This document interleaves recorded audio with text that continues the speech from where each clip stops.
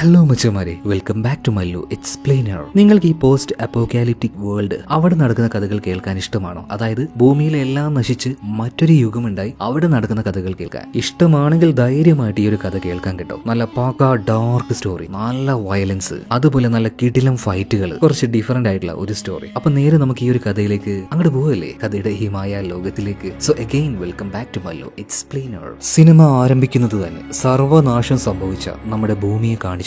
അല്ല, ഭൂമിക്ക് എന്താ സംഭവിച്ചത്? ലോക മഹായുദ്ധങ്ങൾ, പല പോരാട്ടങ്ങൾ, ഇതെല്ലാം കഴിഞ്ഞു. ഭൂമിയിൽ ഇപ്പൊ ഒന്നും അവശേഷിക്കുന്നില്ല. വേണമെങ്കിൽ ഭൂമി ഒരു പോസ്റ്റ് അപ്പോക്കാലിപ്റ്റിക് വേൾഡ് എന്ന് വേണമെങ്കിൽ പറയാം. ഇന്ന് ഈ ലോകം മുഴുവനായിട്ടും ഭരിക്കുന്നത് ഒരു ഗ്രേറ്റ് ലോഡാണ്. അയാൾക്ക് കീഴിൽ ഒരു ചർച്ച ഉണ്ട്. മതാടിസ്ഥാനത്തിലാണ് ഇവിടെയുള്ള ഭരണവും കാര്യങ്ങളൊക്കെ നടക്കുന്നത്. മതാടിസ്ഥാനത്തിലുള്ള ഭരണമായതുകൊണ്ട് തന്നെ മന്ത്രവാദികളെ എവിടുന്ന് കിട്ടിയാലും ഇവർ തൂക്കിക്കൊന്നുകളെ. അങ്ങനെ ഇപ്പൊ ഒരു മന്ത്രവാദിയെ പിടിച്ചിട്ടുണ്ട്. അവളുടെ പേരാണ് ഗ്രേ ആലീസ്. ചില പട്ടാളക്കാരും അതുപോലെ തന്നെ അവരുടെ ലീഡർ ആയിട്ടുള്ള റാനത്ത് എന്ന ലേഡിയും കൂടിയിട്ട് ഇപ്പോ ആലീസിനെ തൂക്കിക്കൊല്ലാൻ വേണ്ടി പോവാണ്. അതിനു മുന്നേ അവിടെ ജോലി ചെയ്യുന്ന എല്ലാ അടിമകളോടും അവരുടെ ജോലി നിർത്താൻ വേണ്ടി പറയാണ്. അവരോടെല്ലാവരോടായിട്ട് റാനത്ത് ഒരു കാര്യം പറയുന്നുണ്ട്. നിങ്ങൾക്ക് ദൈവത്തിനെ ആരാധിക്കണമെങ്കിൽ ചർച്ചിലേക്ക് വരിക, അതല്ലാതെ മന്ത്രവാദികളുടെ അടുത്തേക്ക് പോയി കഴിഞ്ഞാൽ ഇതായിരിക്കും നിങ്ങളുടെയും അവസ്ഥ. ശരിക്കും ഈ റാനത്തിന് എല്ലാവർക്കും ഭയങ്കര പേടിയാണ്. ഒരു ലേഡിയാണെങ്കിലും ഭയങ്കര പവർഫുൾ ആണ്, ക്രൂരയാണ്. ഇപ്പൊ ആ കഴുമരത്തിൽ തൂക്കിയിട്ടിരിക്കുന്ന ആലീസിന്റെ കാലിനടിയിലുള്ള ആ മരക്കട്ട അവൾ ചവിട്ടി തെറിപ്പിക്കുകയാണ്. ആ കയറിൽ തൂങ്ങിക്കൊണ്ട് തന്നെ ആലീസ് പെട്ടഞ്ഞുകൊണ്ടിരിക്കുകയാണ്. എന്നാൽ അവളൊരു മന്ത്രവാദിയാണല്ലോ. ഇപ്പൊ തൊട്ടു മുന്നിൽ നിൽക്കുന്ന ഒരു പട്ടാളക്കാരന്റെ കണ്ണിലേക്ക് നോക്കുകയാണ്. പെട്ടെന്ന് തന്നെ അവന് തോന്നുകയാണ് അവനാണ് ആ ഒരു കയറിൽ കിടന്ന് കുരുങ്ങുന്നതെന്ന്. വല്ലാത്ത വെപ്രാളത്തിൽ അവൻ സ്വയം തന്നെ അവന്റെ കഴുത്തിന് മുകളിലുള്ള ആ ഒരു കയറ് വെടിവെച്ച് പൊട്ടിക്കുകയാണ്. എന്നാൽ യഥാർത്ഥത്തിൽ അവൻ എന്താ ചെയ്യുന്നത്? ആലീസിന്റെ കഴുത്തിൽ കുരുങ്ങി കിടക്കുന്ന ആ കയറിനിട്ടാണ് വെടിവെക്കുന്നത്. സോ കയറ് പൊട്ടി അവൾ താഴേക്ക് വീണു. മാത്രമല്ല അവന് നേരെ ഓടി വന്നിരുന്ന ആ ആലീസിനെ അവൻ ഷൂട്ട് ചെയ്യുകയാണ്. എന്നാൽ അത് ശരിക്കും ഗ്രേ ആലീസ് എന്ന മന്ത്രവാദി ആയിരുന്നില്ല. അവന്റെ കൂടെ തന്നെ ഉണ്ടായിരുന്ന മറ്റൊരു പട്ടാളക്കാരനായിരുന്നു. വെടികൊണ്ടത് അവനായിരുന്നു. എന്നാൽ ഇപ്പോഴെന്താ സംഭവിക്കുന്നതെന്ന് അവന് മനസ്സിലായില്ല. അതേ നേരം തന്നെ അങ്ങോട്ടേക്ക് റാനത്ത് വന്നിട്ട് പറയാണ്, നീ അവളുടെ ആ ഒരു മാന്ത്രിക വലയത്തിൽ പെട്ടുപോയി, അതുകൊണ്ട് നീ എന്നെ ജീവിച്ചിരിക്കേണ്ടെന്ന് പറഞ്ഞിട്ട് അവന്റെ കഴുത്ത് അപ്പ തന്നെ അറുത്തിടുകയാണ്. എന്നിട്ട് ബാക്കിയുള്ളവരോട് ഗ്രേ ആലീസിനെ വേട്ടയാടി പിടിക്കാൻ പറയുന്നുണ്ട്. എന്നാൽ പോയവരെ വേട്ടയാടുന്നത് ഗ്രേ ആലീസ് ആണ്. അവസാനം റാനത്തും ആലീസിന്റെ കയ്യിൽ പെട്ടുപോവാണ്. അവളുടെ കഴുത്തിൽ കത്തി വെക്കുന്നുണ്ട്. ഈ നേരം റാനത്ത് പറയുന്നുണ്ട്, അർത്തോ കഴുത്ത് മുറിച്ചിട്ടോ, എനിക്ക് നിന്നെ പേടിയില്ല എന്ന് പറയണം. എന്നാൽ ഗ്രേ ആലീസ് അവളെ കൊല്ലുന്നില്ല. പകരം ആലീസിന് എങ്ങനെയാണോ ആ ഒരു കയറിൽ തൂക്കിയിട്ടത് അതുപോലെ തന്നെ ഇപ്പൊ റാനത്തിനെയും തൂക്കിയിടുകയാണ്. അതായത് പബ്ലിക് ആയിട്ട് തന്നെ റാനത്തിനെ അപമാനിക്കുകയാണ്. ഇതിനുശേഷം ആ അടിമകൾക്കിടയിലൂടെ ഈ ഗ്രേ ആലീസ് പോകുന്നുണ്ട് കേട്ടോ. ശരിയും ആ സമയത്ത് വളരെ അത്ഭുതത്തോട് കൂടിയിട്ട് എല്ലാ അടിമകളും നോക്കുന്നത് ഈ ആലീസിനെയാണ്. ഈ അടിമകൾക്ക് എല്ലാവർക്കും തോന്നുകയാണ് അവൾ അത്രയും പവർഫുൾ ആണെന്ന്. എന്തായാലും ഇതിനുശേഷം സിനിമയിലേക്ക് മറ്റൊരു കഥാപാത്രം വരികയാണ്. ഇവന്റെ പേര് മോർവൻ എന്നാണ്. ആളൊരു പക്കാ കൂലിയാണ്. ആര് കാശ് കൊടുത്താലും എന്ത് നെറികേട് വേണമെങ്കിലും അവൻ ചെയ്യും. കൊലപാതകം എന്ത് വേണമെങ്കിലും ചെയ്യും. ഈ ലോസ്റ്റ് ലാൻഡിലേക്ക് ഇപ്പോഴാണ് ഇപ്പൊ മോർവാൻ വന്നിരിക്കുന്നത്. വന്ന സമയത്തിന് ചില ആൾക്കാർ അവനെ കൊള്ളയടിക്കാൻ നോക്കുകയാണ്. അവന്റെ ബാഗിലെ തോക്ക് എടുക്കാൻ നോക്കുന്നുണ്ട്. എന്നാൽ ആ തോക്കിൽ ചുറ്റി നിന്ന രണ്ട് നാഗങ്ങൾ ആ തോക്ക് എടുക്കാൻ വന്നവനെ കൊത്തി കൊന്നുകളയാണ്. പിന്നീട് ബാക്കിയുള്ള ഓരോരുത്തരെയും കയ്യിലുണ്ടായിരുന്ന ആയുധം വെച്ച് മോർവാൻ നേരിടുന്നുണ്ട്. അതായത് അവനോട് അങ്ങനെയൊന്നും മുട്ടി നിൽക്കാൻ കഴിയില്ല. ഇതിനുശേഷം വീണ്ടും മന്ത്രവാദിയായിട്ടുള്ള ഗ്രേ ആലീസിനെ കാണിക്കുകയാണ്. ആലീസ് ഇപ്പൊ അവളുടെ സങ്കേതത്തിലേക്ക് പോകുന്നുണ്ട്. ഇതേ നേരം തന്നെ കുറച്ച് പ്രായമായിട്ടുള്ള ഒരു സ്ത്രീ അവിടെ ഇരിക്കുന്നുണ്ട്. അവർക്ക് കണ്ണ് കാണില്ല. സത്യം പറഞ്ഞാൽ ആ സ്ത്രീയെ ചെറുപ്പം മുതലേ എടുത്തു വളർത്തിയത് ഗ്രേ ആലീസ് ആണ്. എന്ത് ഗ്രേ ആലീസോ? നിങ്ങൾക്ക് ഇപ്പൊ ഒരു സംശയം തോന്നിയിട്ടുണ്ടാവും. അതായത് ആലീസിന് പ്രായമായിട്ടില്ലല്ലോ, ആ സ്ത്രീക്കാണെങ്കിൽ പ്രായമായിട്ടുണ്ട്. അതിനർത്ഥം ആലീസിന് ഒരുപാട് പ്രായമുണ്ട്. അവളെ വാർദ്ധക്യം ബാധിക്കില്ല. പിന്നീട് ആ സ്ത്രീയോട് സംസാരിച്ച് ആലീസ് അവിടെ നിന്ന് പോവാണ്. കുറച്ചു നേരം കഴിഞ്ഞപ്പോൾ ആലീസിനരികിലേക്ക് ആ നാട്ടിലെ പടനായകനും അതുപോലെ തന്നെ കൂടെ ഒരു സ്ത്രീയും വന്നിട്ടുണ്ട്. പടനായകനായിട്ടുള്ള ജെറൈസിനോട് ചോദിക്കുകയാണ്, നിന്റെ കൂടെ വന്നിരിക്കുന്നത് സാധാരണ ഒരു സ്ത്രീയല്ലല്ലോ. ഇപ്പോഴാണ് ആ സ്ത്രീ അവരുടെ മുഖം മൂടി മാറ്റുന്നത്. ആ വന്നിരിക്കുന്നത് മറ്റാരുമല്ല, ഈ രാജ്യത്തിന്റെ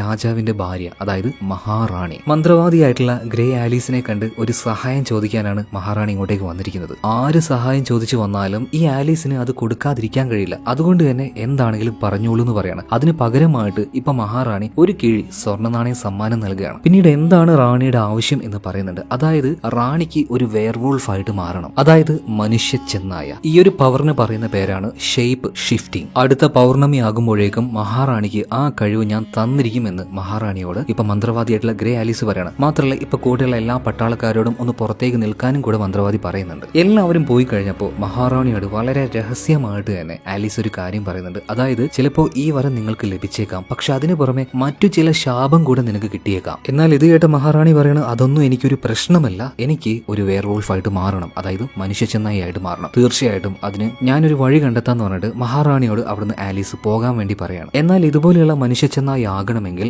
ജീവനുള്ള ഒരു മനുഷ്യ ചെന്നായിയുടെ തോല് ഉരിഞ്ഞു തിരഞ്ഞെടുക്കണം. എന്നാൽ അങ്ങനെയുള്ള മനുഷ്യ ചെന്നായ ഇവിടെ എവിടെയുമില്ല. കുറെ അങ്ങ് കിഴക്ക് ഭാഗത്ത് ലോസ്റ്റ് ലാൻഡിന്റെ ഭാഗത്താണ് അങ്ങനെയുള്ള മനുഷ്യരുള്ളത്. എന്നാൽ അങ്ങോട്ടേക്കുള്ള യാത്ര അത് വളരെ നരകതുല്യമായിട്ടുള്ള ദുസ്സഹമായിട്ടുള്ള യാത്രയായിരിക്കും. ജീവൻ പോകാം. കാരണം പോകുന്ന വഴിയിൽ വിചിത്ര രൂപികളായിട്ടുള്ള ഒരുപാടധികം രാക്ഷസന്മാരുണ്ട്. അതായത് മഹാറാണിക്ക് വേണ്ടി അവരുടെ ആഗ്രഹം സാധിച്ചു കൊടുക്കാൻ വേണ്ടി ലോസ്റ്റ് ലാൻഡിലേക്ക് പോകണമെങ്കിൽ അത് ഭയങ്കരമായിട്ടുള്ള റിസ്ക് ആയിട്ടുള്ള ഒരു യാത്രയാണ്. എന്തായാലും ഈ സമയത്ത് വീണ്ടും മറ്റേ പടനായകനുണ്ടല്ലോ ജെറൈസ് ഇങ്ങോട്ടേക്ക് തിരിച്ചു വന്നിട്ട് പറയാണ്, എന്ത് സഹായം ചോദിച്ചാലും നിങ്ങൾ ഇല്ല എന്ന് പറയില്ലല്ലോ, അതുകൊണ്ട് എനിക്കും ഒരു സഹായം നിങ്ങൾ ചെയ്യണം. അതിന് പകരമായിട്ട് ഈ ഗോൾഡൻ കോമ്പസ് നീ എടുത്തോന്ന് പറഞ്ഞിട്ട് ആലീസിന് അത് കൊടുക്കുകയാണ്. ഇപ്പൊ ആലീസ് ചോദിക്കുകയാണ്, നിന്റെ ആഗ്രഹം എന്താണ്, നിനക്ക് എന്താണ് സാധിക്കേണ്ടത്? ഇയാൾക്ക് ഒറ്റ ആഗ്രഹം ഉണ്ടായിരുന്നുള്ളൂ, അതായത് മഹാറാണി എന്താണോ പറഞ്ഞത് അതൊരിക്കലും അവർക്ക് കിട്ടാൻ പാടില്ല. ഇത് കേട്ടപ്പോൾ ആലീസ് ചോദിക്കുകയാണ്, നീ എന്താണ് മഹാറാണിയെ വഞ്ചിക്കാൻ നോക്കുകയാണോ? അപ്പൊ ഈ ഒരു പടനായകനായിട്ടുള്ള ജെറൈസ് പറയണ, ഒരിക്കലുമല്ല, അവരുടെ ആ ഒരു ആഗ്രഹം അവരെ ആപത്തിലേക്ക് എത്തിക്കും. ഒരിക്കലും അത് സംഭവിക്കാതിരിക്കാൻ വേണ്ടിയിട്ടാണ് ഞാൻ ഇങ്ങനെ ഒരു ആഗ്രഹം നിങ്ങളോട് പറയുന്നത്. അതായത് ആലീസിനോട് എന്ത് ചോദിച്ചാലും അവൾ നോ എന്ന് പറയില്ല, അവൾക്കത് നടത്തി കൊടുത്തേ മതിയാവുള്ളൂ. അങ്ങനെ ഒരു പ്രശ്നം അവൾക്കുണ്ട്, അതൊരു ശാപമാണ്. ആരെന്ത് ചോദിച്ചാലും അത് നടത്തി കൊടുത്തിരിക്കണം. അങ്ങനെ ആ പടനായകൻ പോയതിനു ശേഷം ശരിക്കുള്ള ആ ഒരു വെയർവോൾഫ് അവൻ എവിടെയാണെന്ന് കണ്ടെത്തണ്ടേ? വളരെ വിശദമായിട്ട് തന്നെ മാന്ത്രിക വിദ്യയിലൂടെ ഗ്രേ ആലീസ് ആ ഒരു കാര്യങ്ങൾ മനസ്സിലാക്കുന്നുണ്ട് കേട്ടോ. അങ്ങ് ദൂരെ ലോസ്റ്റ് ലാൻഡിൽ ഒരു തടാകമുണ്ട്. ആ തടാകത്തിന് പറയുന്ന പേര് തലയോട്ടിയുടെ തടാകം എന്നാണ്. അപ്പൊ അന്ന് ആ തടാകത്തിൽ ഒരു ചെന്നായയുടെ, അതായത് മനുഷ്യ ചെന്നായയുടെ മുഖത്തിന്റെ പ്രതിബിംബം ആലീസിന് കാണാൻ കഴിഞ്ഞു. എന്നാൽ അവനെ കണ്ടാൽ തന്നെ അറിയാം വളരെയധികം ദേഷ്യമുള്ള ഒരു ക്രൂരനായിട്ടുള്ള വെയർവോൾഫ് തന്നെയാണത്. അവന്റെ അടുത്തേക്കാണ് ഇനി ആലീസിന് പോകേണ്ടത്, അതായത് മഹാറാണിയുടെ ആഗ്രഹം സാധിച്ചു കൊടുക്കാനായിട്ട്. ഇതിനുശേഷം കാണിക്കുന്നത് മഹാറാണിയാണ്. അവരിപ്പോ കൊട്ടാരത്തിലേക്ക് പോയിട്ടുണ്ട്. അവിടെ തന്നെയാണ് ഈ രാജ്യത്തിന്റെ രാജാവ്, അതായത് ഗ്രേറ്റ് ലോർഡ് ഉള്ളത്. എന്നാൽ നമ്മൾ വിചാരിച്ചതുപോലെ വളരെ പവർഫുൾ ആയിട്ടുള്ള ഒരാളൊന്നും അല്ല ഇയാള്. നല്ല പ്രായമായിട്ടുണ്ട്, രോഗം കാരണം കട്ടിൽ തന്നെ കിടക്കുകയാണ്. അവിടെ തന്നെയാണ് 1, 2 ഒക്കെ. സോ വളരെയധികം പുച്ഛത്തോട് കൂടിയിട്ടാണ് മഹാരാജാവിനെ റാണി നോക്കുന്നത്. അതായത് ഒരു കഴിവില്ലാത്ത വൃത്തികെട്ടൊരു ജന്മം, നിങ്ങൾക്ക് വേഗം ഒന്ന് ചത്തുപോയിക്കൂടെ എന്നൊക്കെയാണ് മഹാറാണി പറയുന്നത്. ഇപ്പൊ ആ ഒരു കട്ടില് അദ്ദേഹത്തിന്റെ 1, 2 എല്ലാം പോയല്ലോ. അപ്പൊ തോഴിമാരെ അങ്ങോട്ടേക്ക് വിളിക്കുന്നുണ്ട്, ആ കട്ടിലൊക്കെ ആകെ വൃത്തികേടാക്കി വെച്ചിരിക്കുകയാണ്, അത് വേഗം പോയിട്ട് വൃത്തിയാക്കുന്നു പറയാണ്. ഈ നേരത്ത് മനസ്സിൽ രാജാവിനോടുള്ള ആ ഒരു വെറുപ്പ് വെച്ച് മഹാറാണി അങ്ങനെ പെറുപുറത്തോണ്ടേയിരിക്കുകയാണ്. അവര് പറയുന്ന കാര്യം എന്താ വെച്ചാൽ, ഈ ലോകത്തിലെ എല്ലാ പുരുഷന്മാരും ഇങ്ങനെ തന്നെയാണ്, ഒന്നിനും കൊള്ളാത്തവന്മാര്. എന്നാൽ ഒരുത്തൻ മാത്രം അങ്ങനെയല്ല കേട്ടോ.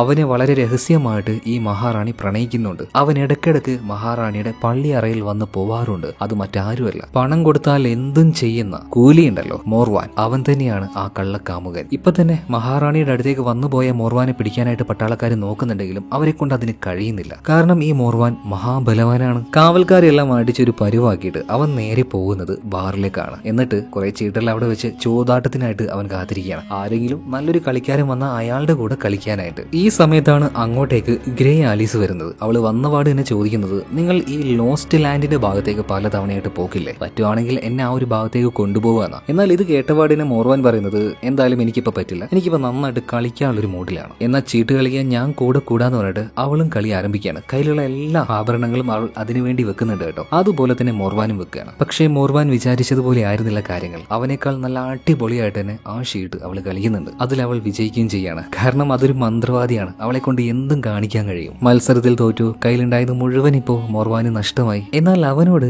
ഇപ്പൊ ഗ്രേ ആലീസ് പറയുന്നത്, നിന്റെ സമ്പത്തും അതുപോലെ തന്നെ എന്റെ കയ്യിലുള്ളത് മുഴുവനും പിന്നെ വേറെയും നിനക്ക് ഒരുപാട് കിട്ടും. പക്ഷെ എനിക്ക് വേണ്ടി നീ ഒരു ജോലി ചെയ്യണം. ലോസ്റ്റ് ലാൻഡ് എനിക്ക് അങ്ങോട്ടേക്ക് പോകണം, പക്ഷെ ഒറ്റയ്ക്ക് പോകാൻ കഴിയില്ല, നിന്റെ സഹായം കൂടെ വേണമെന്ന് പറയണം. ഇനിയിപ്പോ പോകുന്ന വഴിയിൽ എന്നെ ഒട്ടും സഹിക്കാൻ പറ്റുന്നില്ലെങ്കിൽ എന്നെ വേണമെങ്കിൽ ഒഴിവാക്കിക്കോ. എന്തായാലും കാര്യങ്ങൾ സംസാരിച്ച് രണ്ടുപേരും ഒരു ഡീലിലേക്ക് എത്തുകയാണ്. ഇതേ നേരം തന്നെ അവിടെ ഒളിച്ചിരുന്ന ഒരു സ്നൈപ്പർ ഇവർക്ക് നേരെ ഷൂട്ട് ചെയ്യുന്നുണ്ട്. അതിൽ നിന്നും തൽക്കാലം രക്ഷപ്പെടുകയാണ്. എന്നാൽ ആ വെടിവെച്ച ആൾക്കെതിരെ ഇപ്പൊ മോർവാൻ അയാളുടെ കയ്യിലുണ്ടായിരുന്ന ആ ഒരു തോക്കുണ്ടല്ലോ, ആ തോക്കിലുണ്ടായിരുന്ന 2 പാമ്പുകളെ എറിയാണ്. അപ്പത്തിന് ആ പാമ്പുകൾ ചെന്ന് ഈ സ്നൈപ്പറെ കടിച്ച് അയാളെ കൊന്നുകളയാണ്. അതുപോലെ ബാക്കിയുള്ള പട്ടാളക്കാരുടെ ദേഹത്തേക്കും ഈ പാമ്പുകൾ ചാടി വീഴുന്നുണ്ട്. ഇപ്പൊ വന്നിരിക്കുന്ന ഈ സൈന്യം എന്ന് പറയുന്നത് ചർച്ചിന്റെ കീഴിലുള്ള സൈന്യമാണ്. ചർച്ചിന്റെ കീഴിലും ഒരു സൈന്യമുണ്ട്, രാജാവിന്റെ കീഴിലും ഒരു സൈന്യമുണ്ട്. ചർച്ചിന്റെ കീഴിലുള്ള സൈന്യത്തിന്റെ ലീഡറാണ് റാനത്ത്, നമ്മൾ നേരത്തെ കണ്ടതാണ്. ഇപ്പൊ അവളുടെ നേരെയും ആ ഒരു പാമ്പ് വരുന്നുണ്ട്. എന്നാൽ പാമ്പുകളെ വളരെ നിസാരമായിട്ട് തന്നെ കത്തിക്കൊണ്ട് വെട്ടി മുറിച്ചിടുകയാണ് റാനത്ത്. അങ്ങനെ ആ ഒരു ഗ്യാപ്പില് ഗ്രേ ആലീസും അതുപോലെ തന്നെ മോർവാനും ഇവിടുന്ന് രക്ഷപ്പെട്ട് നേരെ ലോസ്റ്റ് ലാൻഡിലേക്ക് പോവാണ്. ഇതിനുശേഷം കാണിക്കുന്നത് ഇവിടെ ഒരു ചർച്ച് ഉണ്ട് എന്ന് പറഞ്ഞല്ലേ, ആ ചർച്ചിന്റെ അധികാരിയായിട്ടുള്ള ഫാദറിനെയാണ്. ഇയാളുടെ പേര് തന്നെ കുറച്ച് വ്യത്യസ്തമാണ്, പേട്രിയാർക്ക് ജൊഹാൻ. തൽക്കാലം നമുക്ക് ഷോർട്ട് ആക്കിയിട്ട് ഫാദർ ജൊഹാൻ എന്ന് വിളിക്കാം. ഇവിടെയുള്ള അടിമകളെ വിശ്വാസത്തിന്റെയും മതത്തിന്റെയും പേരിൽ അടക്കി വാഴുന്നത് ഈ ഒരു ഫാദറാണ്. ഭീകരമായ ശക്തികൾ ഈ ഭൂമിയിലേക്ക് വരാതിരിക്കാനുള്ള കാരണം ഞങ്ങളാണ് എന്നൊക്കെ പറഞ്ഞിട്ടാണ് അവരെ വിശ്വസിപ്പിക്കുന്നത്. മാത്രമല്ല അവരുടെ എല്ലാവരുടെയും കയ്യിലേക്ക് ഒരു പോസ്റ്റർ കൊടുക്കുന്നുണ്ട് കേട്ടോ. അതായത് അതിൽ പറയുന്നത്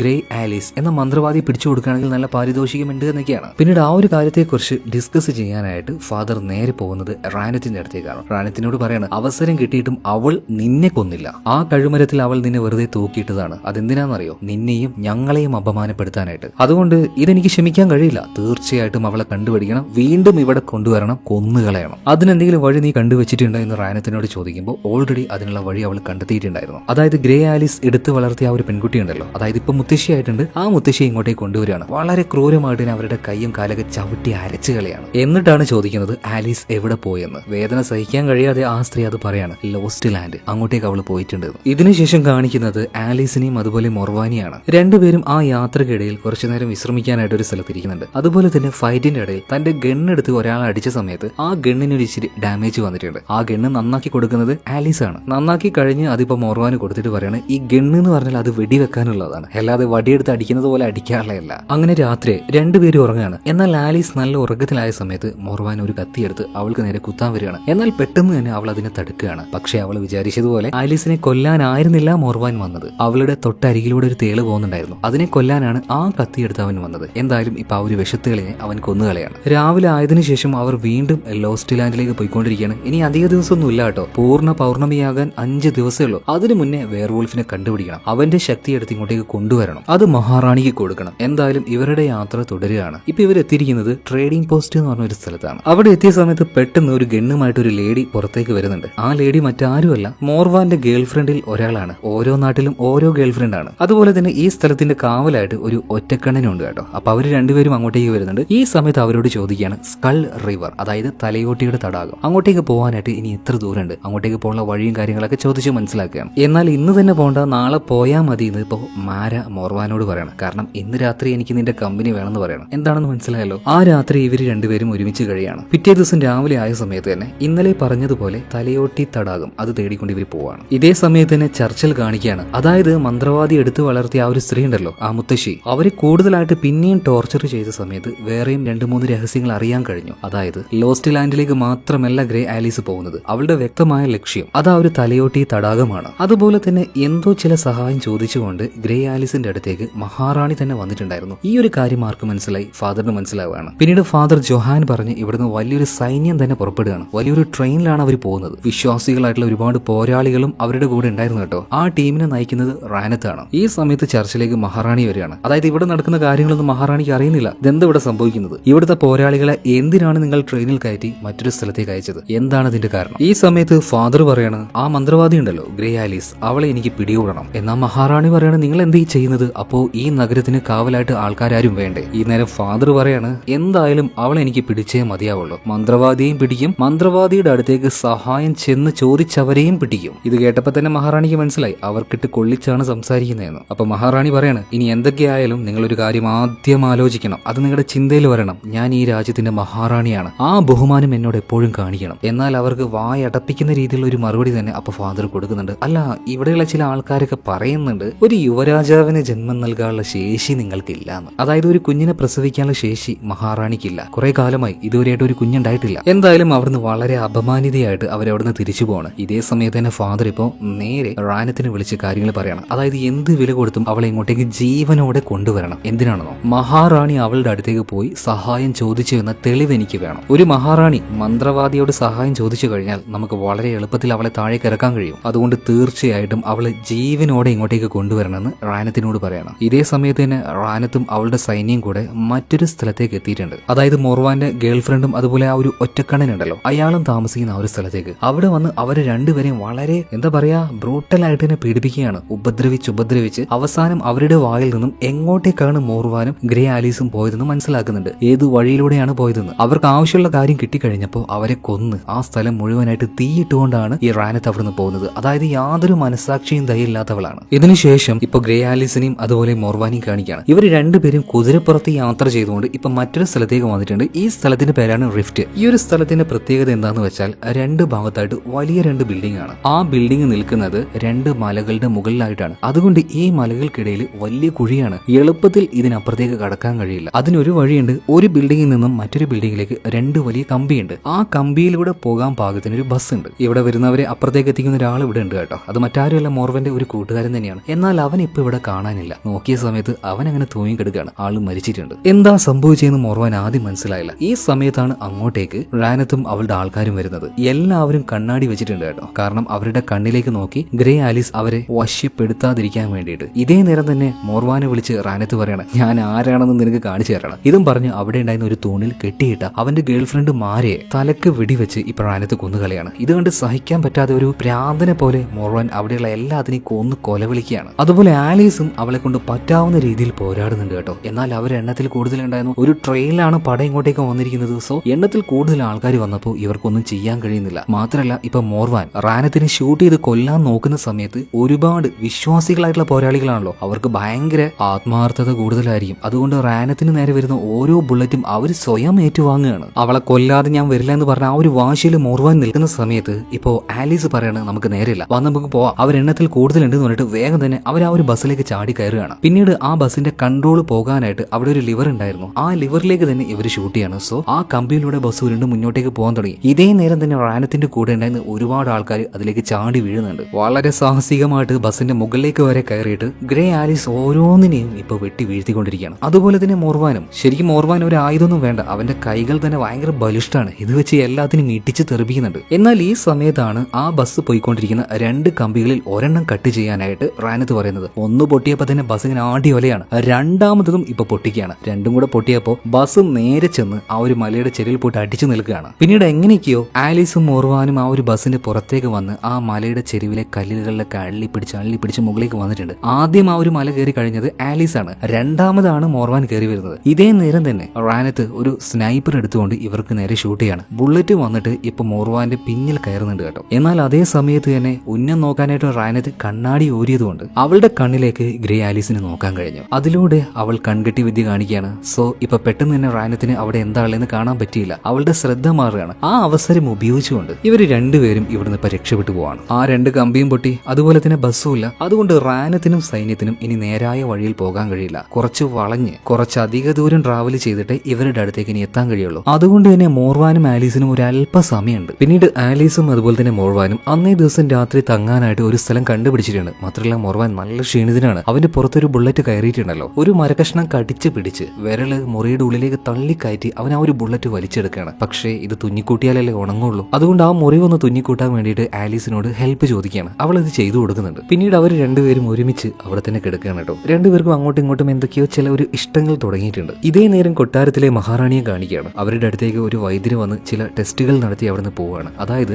മഹാറാണി ഇപ്പൊ പ്രഗ്നന്റ് ആണ്. ഭയങ്കര സന്തോഷത്തില് മഹാറാണി ആദ്യം ചെല്ലുന്നത് മഹാരാജാവിന്റെ അടുത്തേക്കാ. സന്തോഷം പറയാനൊന്നുമല്ല, ഇപ്പൊ രാജാവിന്റെ അടുത്തേക്ക് ചെന്നിട്ട് പറയാണ്, നിങ്ങൾക്കറിയാം ഞാൻ ഗർഭിണിയാണ്, പക്ഷെ അതിന് ഉത്തരവാദി നിങ്ങളൊന്നുമല്ല, നിങ്ങൾക്ക് അതിനുള്ള കഴിവുമില്ല, ഇനി നിങ്ങൾ ജീവിച്ചിരിക്കേണ്ടെന്ന് പറഞ്ഞിട്ട് പെട്ടെന്ന് തന്നെ തലയാണി എടുത്ത് ആ പാവത്തിനെ ശ്വാസം മുട്ടിച്ച് കൊന്നുകളയാണ്. പിന്നീട് വേഗം തന്നെ മണിയടിച്ച് ഈ വിവരം എല്ലാവരും അറിയിക്കുന്നുണ്ട്. അതുപോലെ തന്നെ ആലീസും മോർവാനും കൂടെ ഇപ്പൊ മറ്റൊരു സ്ഥലത്തേക്ക് എത്തിയിരിക്കുകയാണ്. ആ സ്ഥലത്തിന്റെ പേരാണ് ഷാഡോസ് ബെയിൻ. അത്യാവശ്യം ഡേഞ്ചർ ആയിട്ടുള്ള ഒരു സ്ഥലം തന്നെയാണ്. പക്ഷേ ഈ രാത്രിയിൽ ഇവിടം വിട്ട് സഞ്ചരിക്കാൻ കഴിയില്ല. അതുകൊണ്ട് അവിടെ തങ്ങാൻ അവർ തീരുമാനിക്കുകയാണ്. അതായത് പഴയ ഏതോ ഒരു ന്യൂക്ലിയർ റിയാക്ടറാണിത്. ആണവ നിലയങ്ങൾ എന്നൊക്കെ പറയില്ലേ, അതിന്റെ ഒരുപാട് കുഴലുകൾ അവിടെയുണ്ട്. അവിടെ എന്തൊക്കെയോ ചില പ്രശ്നങ്ങളുണ്ട് കേട്ടോ. ആലീസ് ആ ഒരു കാര്യം മോർവാനോട് പറയുന്നുണ്ട്. അതായത് രാത്രി ആയി കഴിഞ്ഞാൽ നമ്മുടെ രക്ഷയ്ക്ക് നമ്മൾ ചില കാര്യങ്ങൾ ചെയ്യണം. അതായത് അവിടെയുള്ള എണ്ണ മുഴുവൻ ഒരു പ്രത്യേക ഏരിയ ഒഴികെ ബാക്കിയുള്ള എല്ലാ ഭാഗത്തേക്കും പരത്തിയിട്ട് അവിടെ തീയിടാനുള്ള കാര്യങ്ങളൊക്കെ ഇവർ റെഡിയാക്കുകയാണ്. കാരണം രാത്രി ആയി കഴിഞ്ഞാൽ ചില ആൾക്കാർ ഇങ്ങോട്ടേക്ക് വരും. അവന്മാർക്ക് തീ പേടിയാണ്. സോ അവരിൽ നിന്നും പ്രതിരോധിക്കാനാണ് ഇതുപോലെ എണ്ണ ഒഴിച്ചു വെച്ചിരിക്കുന്നത്. അങ്ങനെ അധികം വൈകാതെ രാത്രിയായി. ആ വലിയ ടവറിന്റെ ഉള്ളിലാണ് ഇപ്പൊ അവരുള്ളത്. ഇതേ സമയത്ത് തന്നെ ഇവർ മുകളിലേക്ക് നോക്കുന്ന സമയത്ത് ഒരുപാട് വെളിച്ചം ചുറ്റും നിന്നും അങ്ങ് മുകളിൽ വരെയുണ്ട്. അതെല്ലാം ആ ജീവികളുടെ കണ്ണുകളായിരുന്നു കേട്ടോ. കണ്ടാൽ മനുഷ്യരൂപമാണെങ്കിൽ തോന്നിക്കെങ്കിലും അത് മനുഷ്യരല്ല. ഇതെല്ലാം താഴേക്ക് വന്ന് ഇവർക്ക് നേരെ വരികയാണ്. അപ്പോഴേക്കും അവരവിടെ ഉണ്ടായിരുന്ന എണ്ണയിൽ തീ കൊടുക്കുകയാണ്. തീ വന്നപ്പോൾ അതും താണ്ടിക്കൊണ്ട് അങ്ങോട്ടേക്ക് വരാൻ ഇവറ്റുകൾക്ക് കഴിയുന്നില്ല.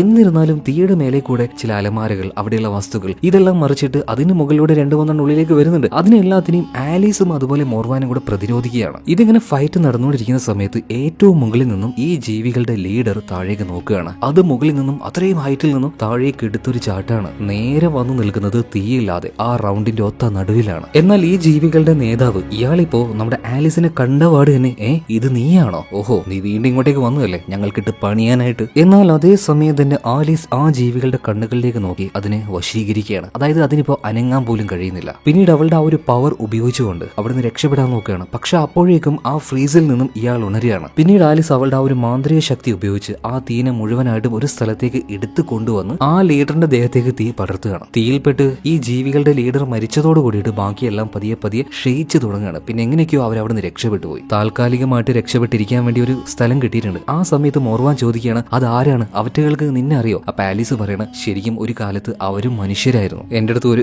ആഗ്രഹം ചോദിച്ചുകൊണ്ട് അവർ വന്നിട്ടുണ്ടായിരുന്നു. അവർ വിചാരിച്ചതുപോലെ ആ വരം അവർക്ക് കിട്ടിക്കഴിഞ്ഞാൽ അതിന്റെ പിന്നാലെ തന്നെ ചില ശാപങ്ങളും ഉണ്ടാവും. അതാണ് അവരെങ്ങനെ ആക്കി കളഞ്ഞത്. ഇവിടെ സീൻ കട്ട ഈ അടുത്ത സീനിൽ ചർച്ചിന്റെ ഭാഗത്ത് കാണിക്കുകയാണ്. അവിടെ മതഗുരു ഉണ്ട്, അതുപോലെ തന്നെ ഒരുപാട് അടിമകളും വിശ്വാസികളും എല്ലാവരും വന്നിരിക്കുകയാണ്. എല്ലാവരുടെ മുന്നിൽ വെച്ച് ഫാദർ ജൊഹാൻ പറയാണ് ഞങ്ങൾക്കൊരു രാജകുമാരൻ ജനിക്കാൻ പോവുകയാണ്. എന്നാൽ ഇത് കേട്ട് എല്ലാവരും സന്തോഷിക്കേണ്ടേ? അടിമകൾ ആരും ചിരിക്കുന്നു അല്ലെങ്കിൽ അവരുടെ ഭാഗത്ത് ഒരു സന്തോഷമില്ല. ഇപ്പൊ പടനായകനായിട്ടുള്ള ജെറൈസ് എല്ലാവരെയും പേടിപ്പിച്ച് ജനിക്കാനിരിക്കുന്ന ഒരു കുമാരന് വേണ്ടി ആർപ്പ് വിളിക്കാൻ വേണ്ടി പറയാണ്. അതായത് പേടിപ്പിച്ച് പറയിപ്പിക്കുകയാണ്. പിന്നീട് ഫാദർ ജൊഹാൻ മഹാറാണിയുടെ മുന്നിലേക്ക് വന്ന് മുട്ടുകുത്തി നിന്നുകൊണ്ട് അവരോട് വളരെ നല്ല രീതിയിൽ സംസാരിക്കുകയാണ്. അതായത് ആ കുഞ്ഞിനും മഹാറാണിക്കും വേണ്ടി ആശംസകൾ കൊടുക്കുകയാണ്. ആ കുഞ്ഞ് ജനിക്കുന്നത് വരെ നിങ്ങൾ വളരെ സുരക്ഷിതയായിട്ട് ഇരിക്കണമെന്ന് വരെ പറയുന്നുണ്ട്. ഇത് കേട്ടപ്പോൾ മഹാറാണി പറയാണ് എന്റെ സംരക്ഷണത്തിനല്ലേ നിങ്ങൾ കാക്കില്ലേ എന്ന് ചോദിക്കുകയാണ്. ഇതേ നേരത്ത് തന്നെ ഫാദർ ജൊഹാൻ പറയുന്നത് തീർച്ചയായിട്ടും. അങ്ങനെ മഹാറാണി അവിടുന്ന് പോയി. ചർച്ചിൽ ഇപ്പൊ ആരുമില്ല. ഫാദർ ജൊഹാൻ ഈ സമയത്ത് ഇയാളുടെ സൈന്യത്തിനെ വിളിക്കുന്നുണ്ട്, അതായത് റെനത്തിന്റെ സൈന്യത്തിനെയും. എന്നിട്ട് അവരോട് പറയാണ്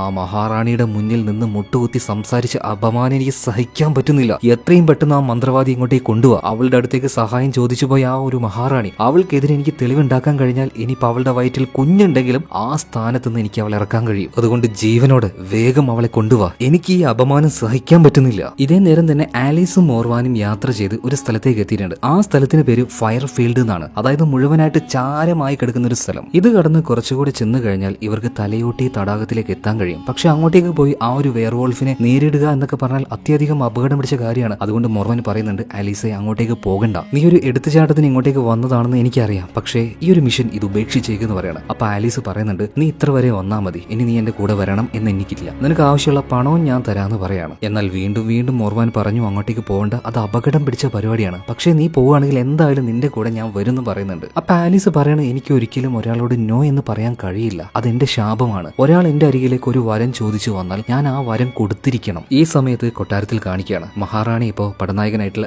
ജെറൈസിനെ വിളിച്ചിട്ട് എന്നിട്ട് പറയാണ് അധികാരം കൈക്കലാക്കാൻ വേണ്ടി ആ ഫാദർ എന്ത് വേണമെങ്കിലും ചെയ്യും. അതായത് ഫാദറിന്റെ മനസ്സിൽ എന്താണെന്ന് മഹാറാണിക്ക് നന്നായിട്ട് അറിയാം. അപ്പൊ ജെറൈസ് പറയാണ് കൊട്ടാരത്തിലെ സൈന്യം അതുപോലെ തന്നെ അയാളുടെ സൈന്യം വെച്ച് നോക്കുമ്പോൾ നമ്മുടെ സൈന്യം തന്നെയാണ് വലുത്. കാരണം അവരുടെ സൈന്യത്തിൽ നിന്ന് ഒരു ഭാഗം പുറത്തേക്ക് പോയല്ലോ ആ മന്ത്രവാദിയെ പിടിക്കാനായിട്ട്. അതുകൊണ്ട് മഹാറാണി പേടിക്കേണ്ട, എന്തായാലും അവരുടെ കാര്യം ഞാൻ നോക്കിക്കോളാന്ന് പറയണം. ഇതിനുശേഷം മഹാറാണിയും ജെറൈസും തമ്മിൽ കൂടുതലായിട്ട് അടുക്കുകയാണ് കേട്ടോ. അത് എല്ലാ രീതിയിലും. കാരണം പടനായകൻ ഉണ്ടെങ്കിൽ മാത്രമേ അധികാരം നിലനിർത്താനായിട്ട് മഹാറാണിക്ക് കഴിയുള്ളൂ. ഇതേ സമയത്തിന് ആലീസും മോർവാനും പോകുന്ന സമയത്ത് അവിടെ ഉണ്ടായിരുന്ന ഇരുമ്പുകളെല്ലാം വല്ലാണ്ട് വൈബ്രേറ്റ് ചെയ്യാൻ തുടങ്ങുകയാണ്. അതിനർത്ഥം ആ ട്രെയിൻ, അതായത് റാനത്തിന്റെ പടയെ കൊണ്ടുവരുന്ന ആ ഒരു ട്രെയിൻ ഇങ്ങോട്ടേക്ക് വന്നുകൊണ്ടിരിക്കുകയാണ്, അതും ഭയങ്കരമായ വേഗത്തിൽ. ഈ നേരം ആ ഒരു റെയിൽ പാളത്തിൽ തന്നെ ആലീസ് പോയി നിൽക്കുകയാണ്. ദൂരെ നിൽക്കുന്ന ആലീസിനെ റാനത്ത് കാണുന്നുണ്ട്. എന്നാൽ അവളെ വേഗം പിടിക്കാനുള്ള ആ ഒരു ധൃതി കാരണം കൽക്കരി കൂടുതലായി ഇട്ട് കത്തിച്ച് ട്രെയിനിന്റെ വേഗത വളരെയധികം കൂട്ടാനായിട്ട് അവൾ പറയുകയാണ്. അങ്ങനെ ഭയങ്കര സ്പീഡിലാണ് ട്രെയിൻ വരുന്നത്. സത്യം പറഞ്ഞാൽ ആലീസിനും അത് തന്നെയാണ് വേണ്ടത്. ആലീസ് ഇപ്പോ ആ ഒരു ട്രെയിനിന്റെ മുന്നിലൂടെ ഓടാൻ തുടങ്ങുകയാണ് കേട്ടോ. എന്നാൽ ആ ട്രെയിൻ ഇപ്പൊ വന്ന് നിൽക്കുന്നത് വലിയൊരു പാലത്തിലേക്കാണ്. ആ പാലത്തിന്റെ നടുഭാഗം നേരത്തെ ആലീസ് തകർത്ത് വെച്ചായിരുന്നു. ഇത് കണ്ടപാട് തന്നെ പേടിച്ചു പോയ റാനത്ത്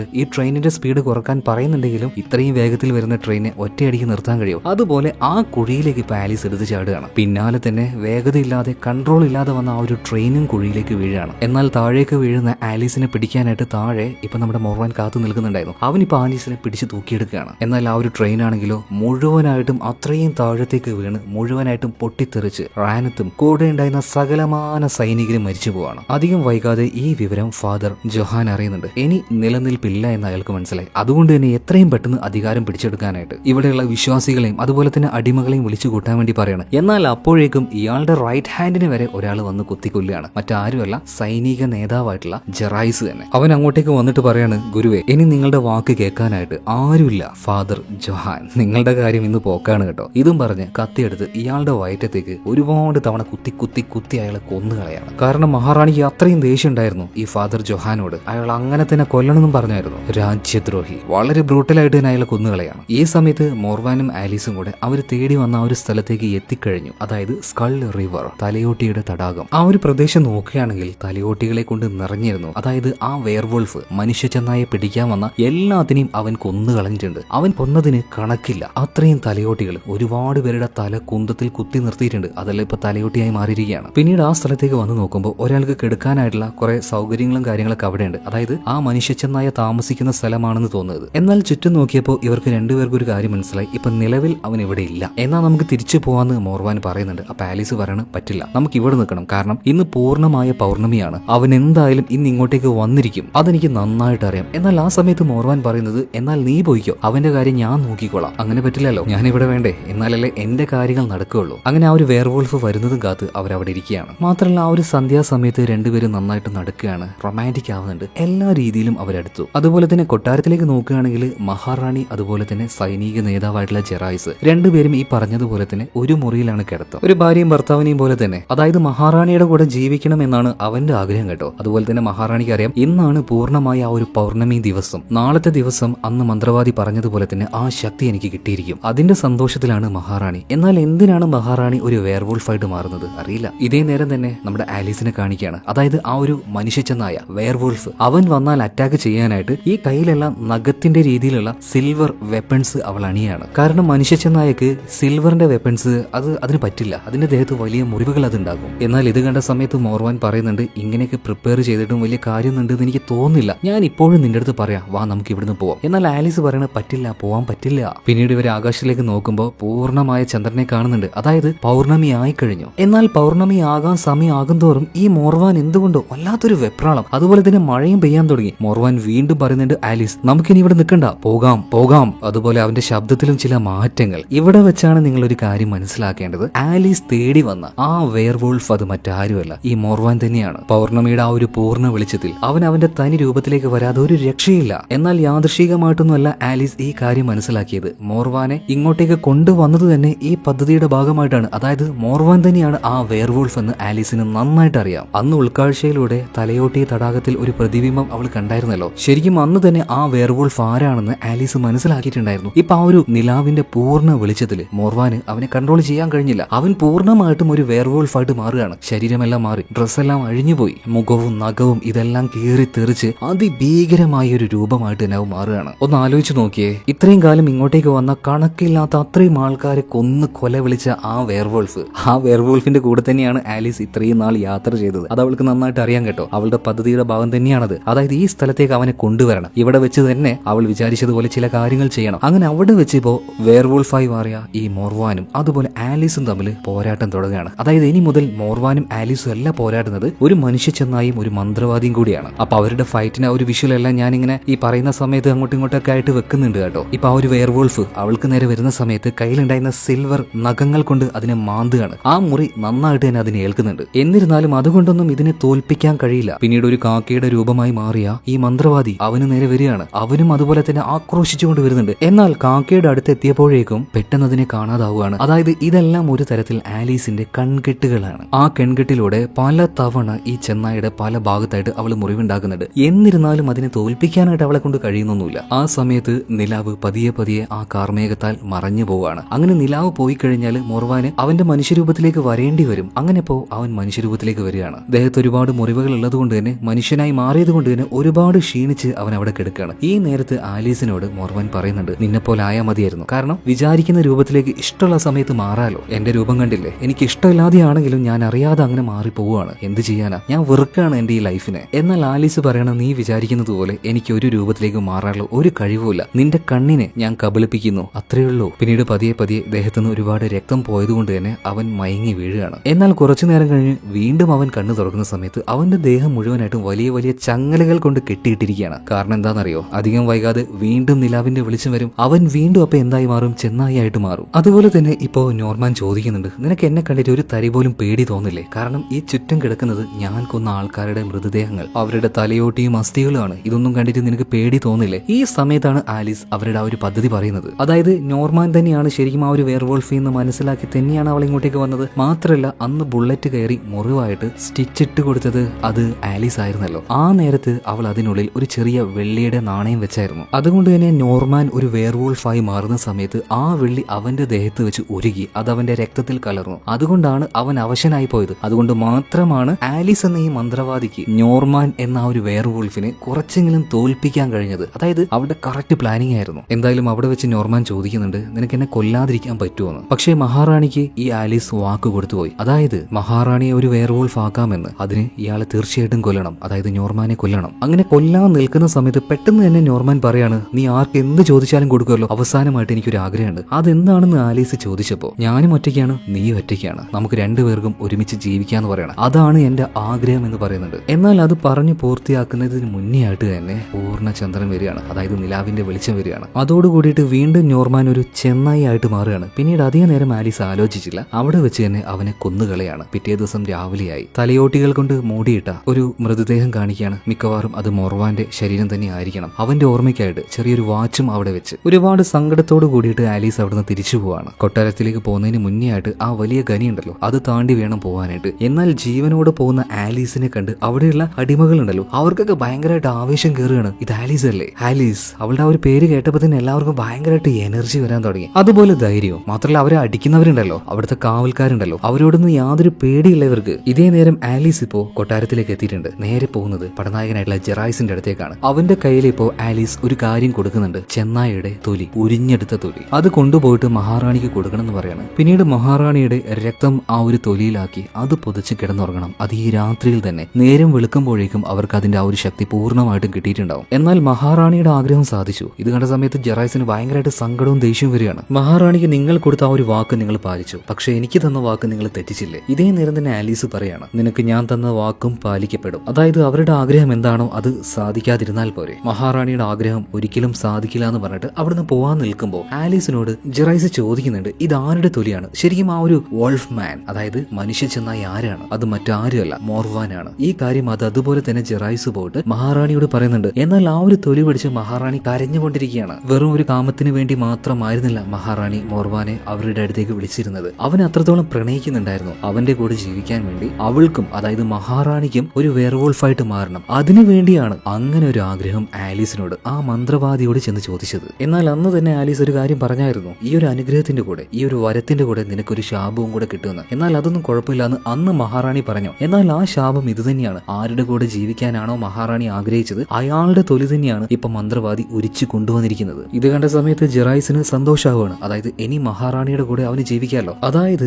ഗ്രേ ആലീസ് എന്ന മന്ത്രവാദി അവന് കൊടുത്ത വാക്കും ഇവിടെ പാലിക്കപ്പെട്ടിരിക്കുകയാണ്. ഇപ്പൊ കരയുന്ന മഹാറാണിയുടെ അടുത്തേക്ക് ചെന്ന് ജെറായ്സ് പറയാണ്, നിങ്ങൾ വിഷമിക്കേണ്ട, നിങ്ങൾക്ക് ഞാനില്ലേ, എല്ലാം നല്ലതിനാണ്. എന്നാൽ ഇത് കേട്ട് ദേഷ്യം വന്ന മഹാറാണി എന്താക്കി, തലയിലുണ്ടായിരുന്ന പിന്നൂരി ജെറായ്സിന്റെ കഴുത്തിലേക്ക് പല തവണ കുത്തി കൊന്നു കളഞ്ഞിട്ട് പറയാണ്, എന്റെ വയറ്റിൽ കിടക്കുന്ന കുഞ്ഞിനെ അച്ഛൻ ഇല്ലാതാക്കിയില്ലടാ. ഇപ്പൊ കാര്യങ്ങൾ മനസ്സിലായോ? അതായത് ആലീസിന്റെ അടുത്തേക്ക് ആരെങ്കിലും ഒരു വരം ചോദിച്ചു ചെന്ന് കഴിഞ്ഞാൽ അവർക്കത് കിട്ടും, പക്ഷേ അതിന്റെ പിന്നാലെ തന്നെ മറ്റെന്തെങ്കിലും വലിയൊരു ആപത്തും അവരുടെ പിന്നാലെ ഉണ്ടാവും. അങ്ങനെ ആലീസ് ആ ഒരു കൊട്ടാരം വിട്ട് ഇറങ്ങിയല്ലോ. എന്നാൽ ഈ രാജ്യം ഇപ്പൊ ഭരിക്കാനായിട്ട് ആരുമില്ല. അതുകൊണ്ട് അടിമകളൊക്കെ തോന്നിയതുപോലെ നടക്കുകയാണ്. ഇനി അവരാണ് ഈ നാട് ഭരിക്കുക. അടിമകളുടെ ഒച്ചപ്പാടും ബഹളം ഇതെല്ലാം കേട്ട് മഹാറാണി ആകെ പേടിച്ചു പോയി അവിടുന്ന് എഴുന്നേറ്റ് ഓടുകയാണ്. പോകുന്ന വഴിയിൽ ആ തൊലി വരെ എടുക്കാൻ മറന്നുപോയി. അങ്ങനെ അന്നേ ദിവസത്തെ ആ രാത്രി കഴിഞ്ഞു. പിറ്റേ ദിവസം രാവിലെയായി സൂര്യപ്രകാശം വരാൻ തുടങ്ങി. ആ പ്രകാശത്തിൽ ഈ തൊലി മുഴുവനായിട്ടും കത്തിക്കരിഞ്ഞ് ചാരമാവുകയാണ്. പിന്നീട് ആ ചാരം അതുപോലെ പറന്നു ചെന്ന് നേരെ ചെന്ന് പതിക്കുന്നത് മോർവാനെ കുഴിച്ചു മൂടിയ അവന്റെ ആ ഒരു കല്ലറയുണ്ടല്ലോ അതിന്റെ മുകളിലേക്കാണ്. അത് അവിടെ വീണ സമയത്ത് ആ കല്ലറ ചെറുതായിട്ട് ഇളകാൻ തുടങ്ങുകയാണ്. ആ ചാരം പൂർണ്ണമായിട്ടും അവൻ വലിച്ചെടുക്കുകയാണ്. അതായത് മരണപ്പെട്ടു പോയ മോർവാൻ ഇപ്പൊ ജീവൻ തിരിച്ചു കിട്ടി. അതായത് ഈ തൊലി എങ്ങാനും മഹാറാണി അണിഞ്ഞിരുന്നെങ്കിൽ, മഹാറാണി ഒരു വെയർവോൾഫ് ആയാൽ